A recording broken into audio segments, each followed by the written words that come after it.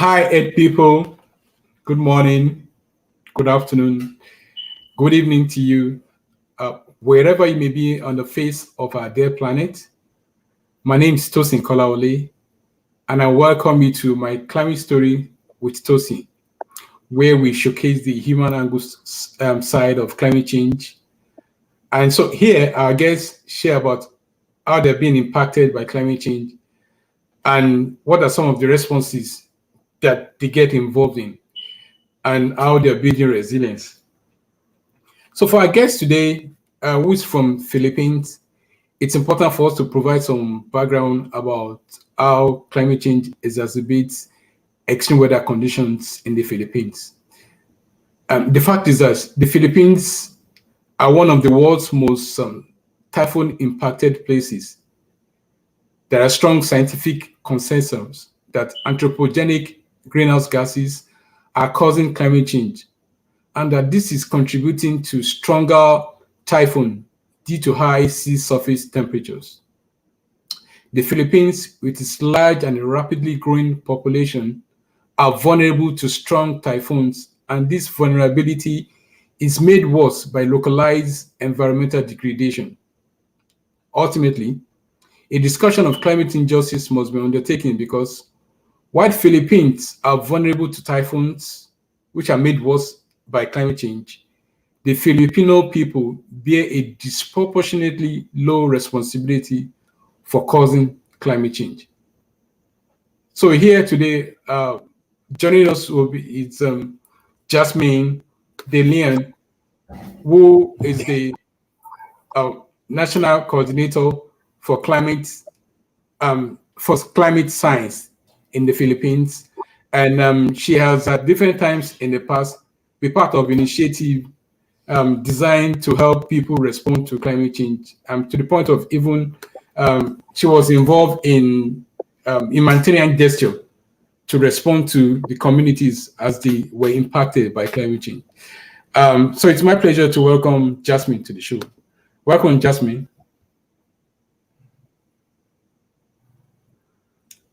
Can you hear me, Jasmine? Can you hear me?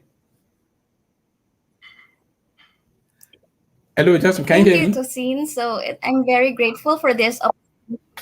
Hello? Yes, I can hear you. Okay, great, great. Yeah. Can you let's start with? Can you provide some of the brief situation of climate change in the Philippines? Are you people in the Philippines impacted by climate change caused typhoons and other extreme weather conditions? Okay. So in the Philippines, typhoons are very frequent. So the impact of it heightens every year. So it becomes more dangerous. Lives are taken, livelihoods are destroyed, houses are destroyed. So the impacts of those things become more intense as the years go by. And aside from the typhoons or the flash floods, there's also the changing of weather patterns. So right now, we're actually in the Bern months, so it's expected to have a lot of typhoons. But some days it can actually be very sunny, and the next day, hello. Yeah, please go on. I can hear you. Okay, so the weather patterns in the Philippines is actually very frequent, and livelihoods are actually being affected by it. There are droughts in several areas, and also livelihoods, because Philippines is an agricultural country. Our livelihood depends on the environment. So when these typhoons struck us, it's not only that the lives are taken, but we have to adjust to this impacts of typhoons. So it takes us a lot of mitigation and adaptation to these disasters. But one thing I want also to consider to everyone is that not all of these disasters were actually brought about by climate change. So there is actually some confusion to that. So in the Philippines, knowing it's a developing country, it is very difficult for people to adapt and mitigate. So it needs a lot of planning, and also a lot of actions to consider before and during and even after these disasters happen. Great. Thank you. Yeah. There's this general notion that someone told me, and I was actually surprised that sometimes within a year, you can have as much as 20 to 30 typhoon events in Philippines. For someone that you live all your life in the Philippines, how do you handle that? Okay, so in the Philippines, that's true. We can actually finish the whole alphabet in a year, naming all those typhoons. So, when it comes to those things, we also always say that it's being resilient, but at the end of the day, it's actually more about adaptation and mitigation. So, let me tell you a story. In 2008, we were affected by Typhoon Frank, or Feng Shen, I think is the international name. There was never was there a flood in our area except during that time. And the worst part is it's not just only water that entered. There were mud, so there's a lot of dirt. And after the 2008, 2013 happened. Yolanda happened, or it's the Haiyan. Um, People the destruction was all over the country, not only in the Visayan region, but also in the Luzon and Mindanao. Because in the Philippines, we have Luzon, Visayas, Mindanao, and you can see that when these typhoons happen, it's just not one location. And then after Yolanda happened, this year, I mean last year, 2020, was somehow one of the worst because Typhoon Rolly happened and Ulysses happened in 1 month. And it affected the Visayas region and the northern region in Luzon.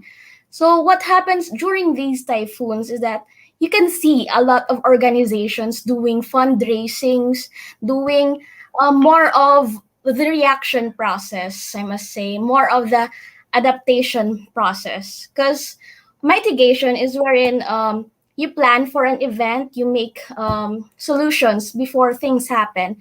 And adaptation is wherein these things happen, so you have to make a solution. But the problem is most solutions are band-aid solutions. And the worst part during the Rolly and Ulysses is that it was during the pandemic. So people really struggled on how to help others. And my friends and I did a fundraiser for that.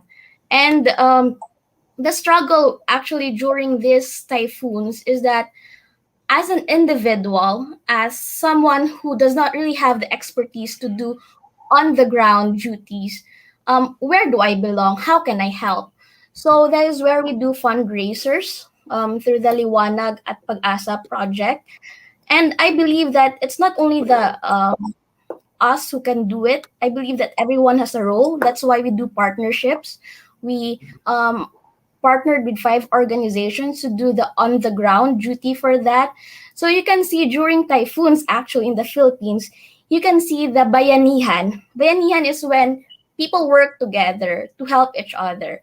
And the sad part is, there's the saying during these typhoons, organizations, non-government organizations are taken advantage because we do the effort, and sometimes our effort are labeled by others, especially in the politics. So when it comes to fundraising, it can be very misleading when it comes to who does these things. And especially when you do fundraisings and you give it to the wrong people, there are a lot of scams to do that in fundraising. It can be very disheartening that people can take advantage of these typhoons. And when it comes to people overcoming these typhoons, for example, in our state in 2008, it took us weeks to recover. And it did not fill up the house, unlike others, since other typhoons. You can see that houses are destroyed. You don't know where you will start.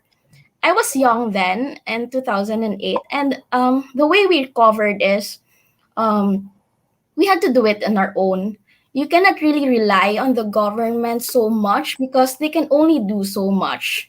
And it's difficult to pick up where you left. And here in the picture in 2013, actually, this was during the Yolanda, and my sisters and I, together with my mom, we went to the northern part of Iloilo to do the on the ground duty. We distributed goods for the affected ones. Remember, it's just so disheartening that you're in the same location, but you are saved, and you have other people who are actually suffering. So as someone who had the opportunity and who was able, and every scenario was still favorable for us to go and help, you do your part.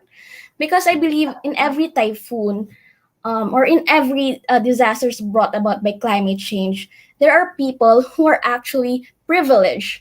But with that privilege, it comes a responsibility to help. Because sometimes you're not sure you're the victim or you're the one who can save. So it's always a give and take process. It's the same way how we save Mother Earth or our world. It's always a helping process. It's always a partnership between all of the people. So going back to the question, why it seems so normal in the Philippines to have this typhoon. Actually, it's normal. It's not really that normal. Typhoons are actually one of the most expensive effects of climate change based on our references in climate science. It takes a lot of money to recover. But I believe there's something we can do about it. The impact of it can be lessened. This is where I've been saying again and again, and from the seminars I've been taking, especially from Dr. Adele Lasco during our event in climate science, mitigation and adaptation is important. Planning is important. And enough with the band-aid solutions. That's why if I can go more to saying what I want right now, it's to tell everyone that this coming election, vote for rightful leaders to really do the climate action. Because, climate action as an individual, you or just even my neighbors, we can only do so much. When it comes to voting for the right leaders, policy making actually creates so much follow through when it comes to climate action.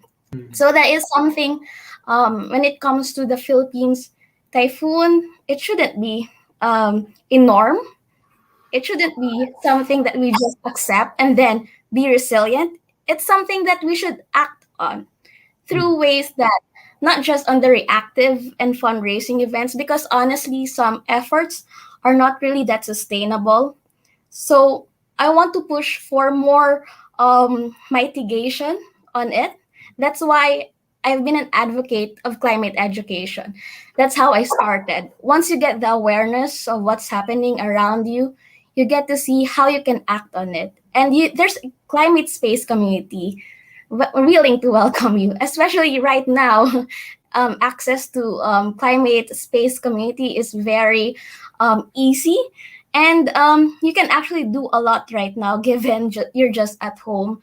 So it does not necessarily need that you have to have a big brain, or does not necessarily you have all the resources. You just have to have the heart, the passion to really create something and be that something. I hope that answers the question. Thank you. Yeah, that's really awesome. Great. Thank you for sharing with us so many tips. Within a short frame of time. Talking about you alluded to the fact that action is necessary, and in order for people to act, they need to be educated. But there's also this challenge that a lot of people see about climate change, understanding climate change. There's a lot of pushback when you want to get a conversation with people on climate change. The thinking is that climate change is too much scientific. It's like scientists, something that it's sometimes very difficult to understand. How can we make climate change conversation, discussion as mainstream? How can we make it in the everyday language that people understand, and reduce some of the jargons that goes along with it? Thank you, Tasin. I like the question. So, climate change in general can be very sensitive and it can be very technical topic. So, when it comes to climate education, I myself started young. I didn't know the lingos during the inconvenient truth. So, what I did, I started researching on my own. But fortunately, right now, I'm actually part of climate science.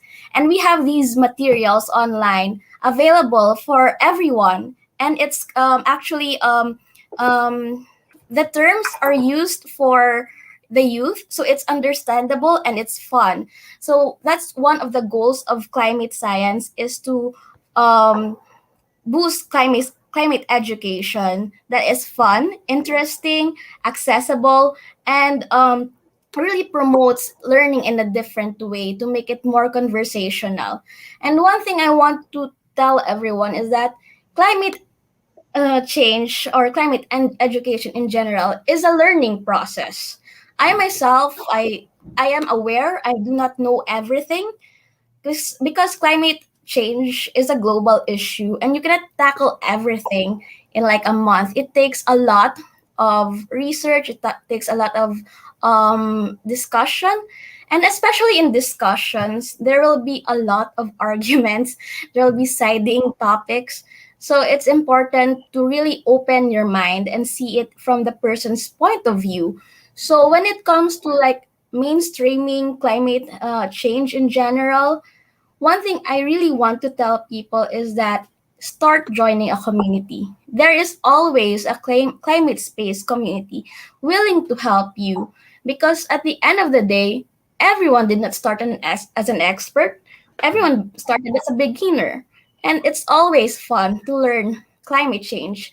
And the thing is that I think people can become very anxious when they talk about climate change. I just read an article earlier that it makes the young people right now very anxious that time is there's less remaining time, and it's true.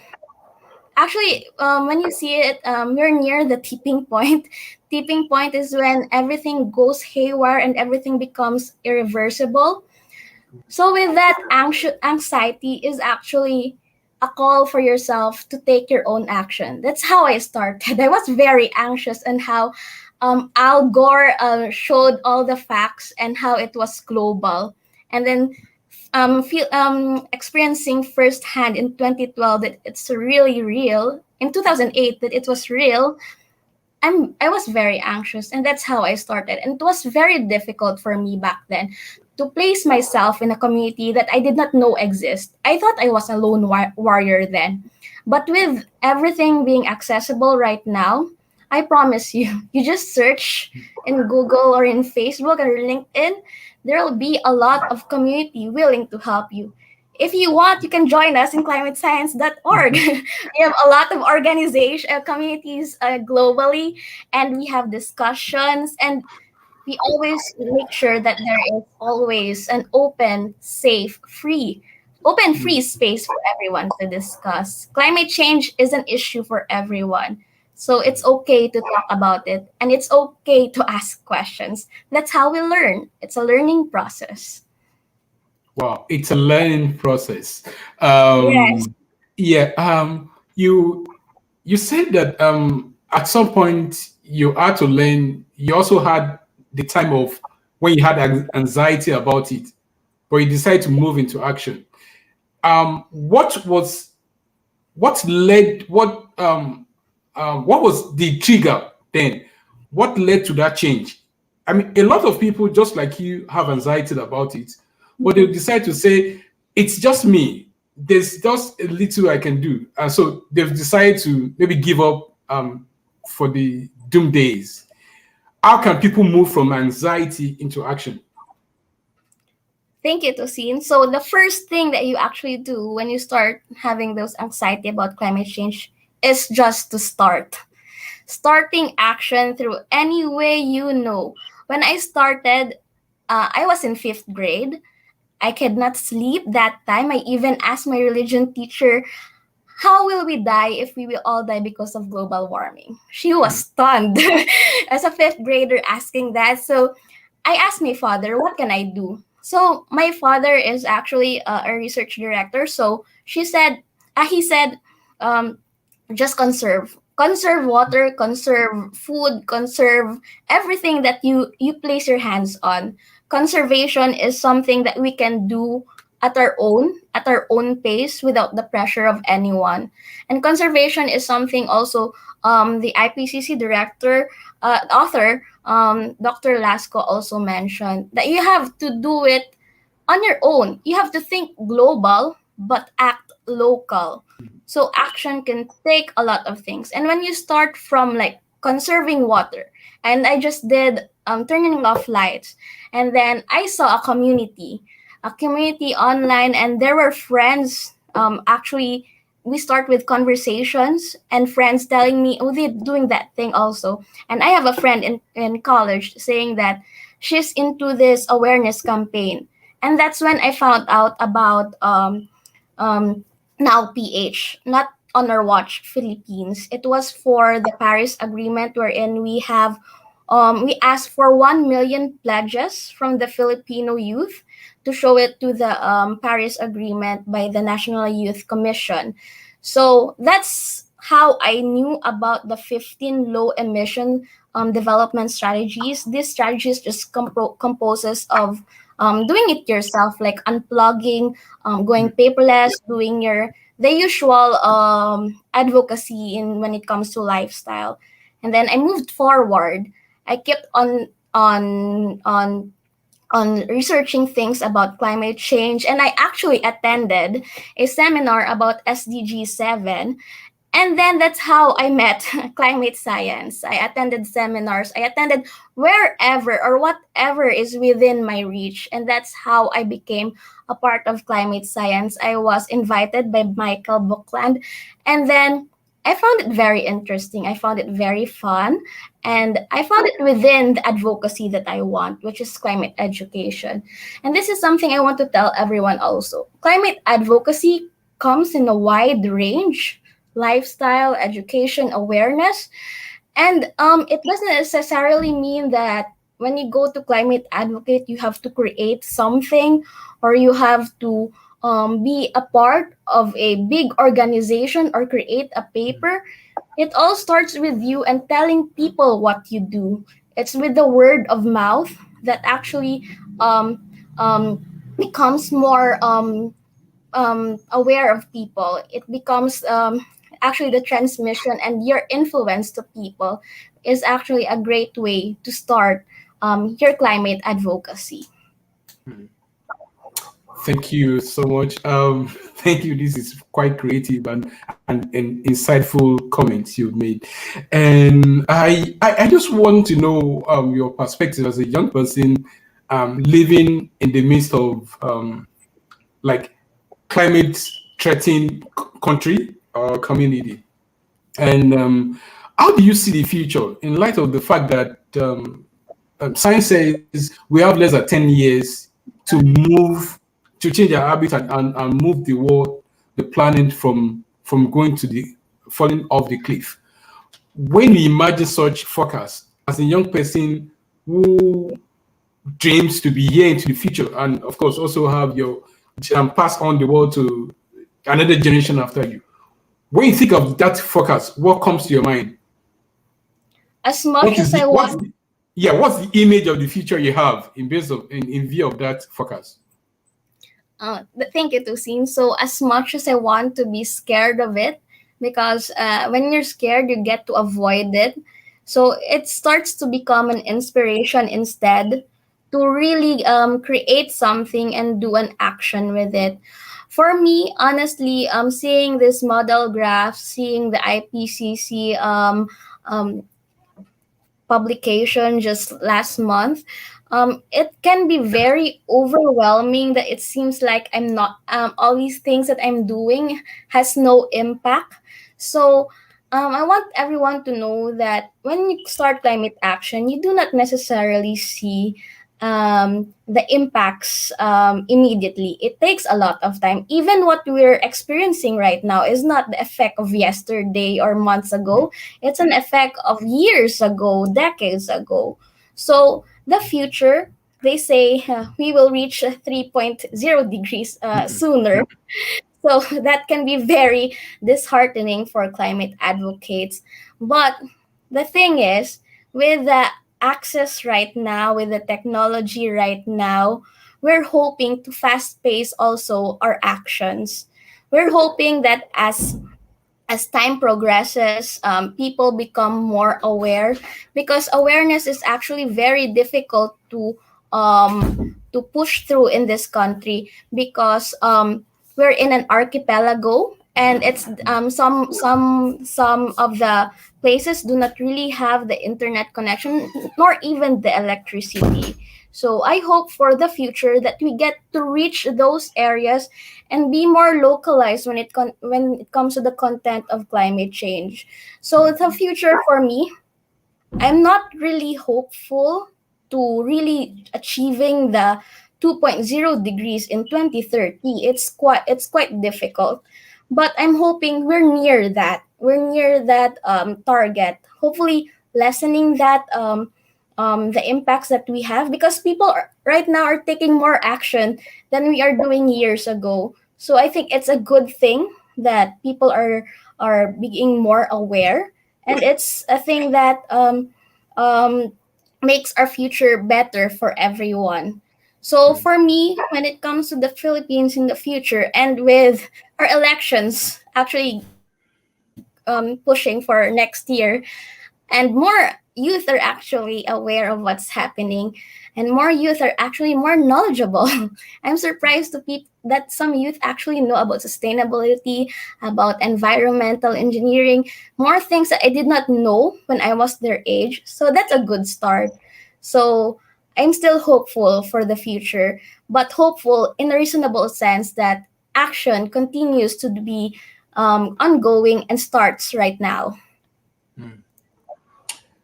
Thank you. I understand that in order to reverse the trend and prevent the world from the calamity that awaits us, if you continue with business as usual, there's a role of individual, and you've spoken so well about what individuals can do, what young people can do. But what about government and businesses? What message do you have for them? Thank you, Tosin. So, based on our resources, actually, the greenhouse gases emissions from the energy sector contributes 73% globally. So, it talks a lot. 73% is a lot. And aside from that, there are greenhouse emissions coming from big industries, even the cement, the building construction, the fashion industry. One thing I want to tell them right now, enough with the greenwashing. We have a lot of products that says it's green, but I want everyone to know, even the industries, to please consider life cycle thinking. Life cycle thinking is wherein you start from the raw material to the production to the use to the disposal, everything. And when you dispose it, it goes back to your raw materials. And through that life cycle, you get to see the emissions. So, what I want people to see is that enough with the greenwashing, consider life cycle thinking. It takes a lot to think about that, but it's a start. And to the industries, enough with just social responsibilities that's about tree planting. Don't get me wrong, it's a good thing. But I believe you can do more. Enough with the political agenda and with people, especially in our country. It's a developing country. It will be very difficult for us to really adjust to the economics also. But for the young ones and those who are going to vote for the elections next year, please vote for the people who are considering climate action, not just for publicity, but really with the heart of helping each other. Enough with being selfish. I remember the documentary by David Attenborough, A Life in Our Planet. He said that climate change, other species can thrive, but us, our human species, the human species, is still a question if we can strive and thrive. So at the end of the day, it's not about being you. It's about actually thinking about others before you. Because when you think of others, saving yourself is just like another win situation for that. So when it comes to the industries and when it comes to the politics, enough with all the fad. We have we have gone through a lot and see where it has taken us right now. Lives have been taken, and I think we can do better. Humanity can do better. Wow. Thank you so much, Jasmine. Thank you. This will be very resourceful. Thank you so much. And thank you for sharing your passion with the world and your wisdom. I'm quite impressed with the things you do. I'm sure all our listeners too are impressed. And I hope we have another chance in the near future to talk again. I mean, you seem to have so much, up there that we need to tap into. Thank you so much for all you do. And so so listeners, that's it from Jasmine. She just shared with us what needs to be done. Enough of greenwashing. Enough of vote responsibly. And blue washing. So you see, so vote responsibly. Also consume responsibly. We all have a role to play in this. As far as climate change is concerned, it's not just an issue for a few. It's an issue for all humanity and all forms of life. And she also shared that while some other species may survive the impacts of climate change, humans especially, there's doubt that we can survive without an habitable place to sustain our lives. So it's in our own interest to protect the environment, to protect the planet, to reduce our carbon emissions, and more importantly, to draw down carbons from the atmosphere. And as she just shared with us, steps that individuals, government, and corporations, and also businesses need to take roles and routes that we all need to be involved in to save ourselves and to prepare a place that we can be sure and we can be proud to bequeath to people in the future. So thank you so much once again for sharing your wisdom with us. Thank you, Tusin. Thank you for this platform. It will really make a big impact to everyone sharing their stories. And thank you for being an inspiration also for a lot of people. Thank you, Tusin. Thank you. I appreciate that. So viewers, please go out there and do something for the planet. It's the only planet and the only home we have come to know. So until I come your way again next week with another climate story with Tosin, please go out there. Don't just get anxious. Move your anxiety. Let your anxiety move into action to do something, however little, for our dear planet. Bye-bye. Thank you.